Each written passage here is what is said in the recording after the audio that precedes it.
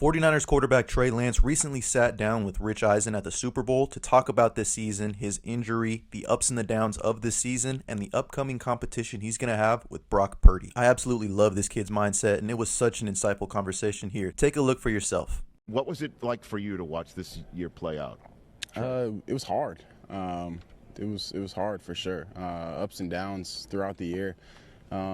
It got easier when I found my role. I went in, after probably a few weeks after my first surgery, right? And just talked to Kyle and was like, man, what can I do? What was your role? I started with base downs. Breaking down pressures, especially once Brock started playing it definitely picked up, which is around the time of my second surgery, right before my second surgery.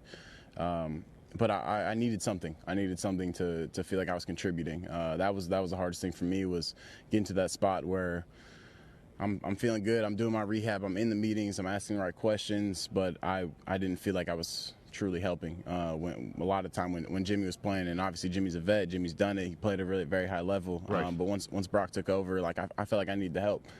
So whatever it was, base down pressures, third down pressures, red zone, I just tried to help as much as I could. Well, I'm sure you were hearing all the coverage of Brock Purdy and the magic carpet ride. We got baller. I know we got Kurt Warner coming on in hour number 2. We were on NFL Network equating Brock to what Kurt Warner did in 1999. But obviously lost in all of that was your role as potentially the future quarterback of the San Francisco 49ers. At any point in time, did Shanahan pull you aside and say you're still the guy or anything like that? It wasn't that situation, and I wouldn't want it to be that way. Brock played way too well, and Brock played at such a high level and handled himself the right way. I wouldn't want it to be a situation where I'm just handed something. And I feel horrible, obviously, for Brock for his injury. For me, I truly believe everything happens for a reason. Whether it's his, he's going to be better for it. Mine, I'm going to be better for it. And I'm excited to just get on the field and compete. So that's all I want an opportunity to do. So you believe your next few months is about competing for this job? Absolutely, yeah. Everyone saw what Brock doesn't just come in and play that well, and I just get handed something out of the blue, and I don't expect that or want that. But I truly believe, I just want an opportunity to compete. That's all I wanted going into this offseason. All right, and then one other thing that's been talked about, you in particular and the 49ers, is that this team we just saw is ready to roll, ready to win a championship, ready to do everything. The quarterback spot is too green. You still haven't had enough reps. You haven't played a lot of college and professional football the last few years due to COVID, due to your injuries, due to Jimmy G having the job in your rookie season.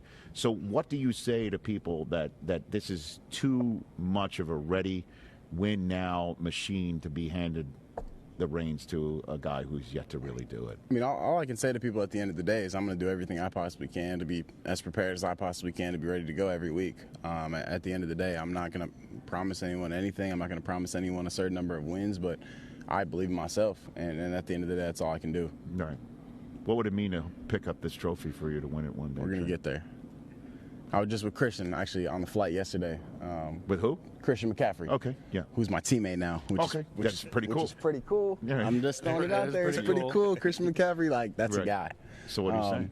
But just being able to talk about, this opportunity, how what close does that we conversation sound like? Come on, let us in on it, Trey Lance. We're close. You just told me about your bed. What's more personal than that? No, so we're right there. Like you said, man, offensively, defensively, Fred Warner's the most intense human being I've ever been around, and I can't wait to just kick his butt during training camp, and he won't participate during OTAs. He won't participate during the OTAs because he doesn't want to smoke. But wow, I'm just playing. Fred, I don't think Fred's he's playing. I'll be very honest with you. If I had to guess, is Trey playing or not playing? And Drake Greenlaw too. But nah, truly, like you said, man, everything you said is 100% correct. This roster is ready to go. Coaching staff is ready to go. Plug to Bobby Slowick and Brian Greasy. He really hope they stick around. Okay.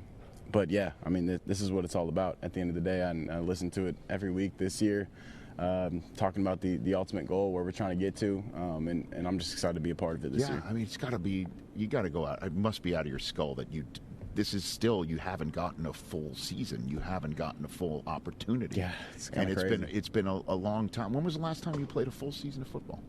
Right before COVID. At North Dakota State. Shout out to the Bison. There you go. Shout out to the Bison. Okay. Thank you.